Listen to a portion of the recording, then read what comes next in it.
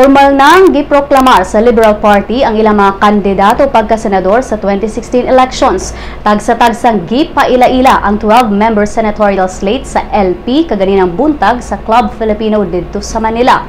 Ang senatorial slate sa LP naglangkob nila ni Franklin Drilon, Ralph Recto, Francis Pangilinan, Panfilo Lacson, Leila De Lima, Riza Hontiveros, Jericho Petilla, Joel Villanueva, Teofisto Gingona III, Mark Lapid, Nariman Ambulodto ug Crescente Paes.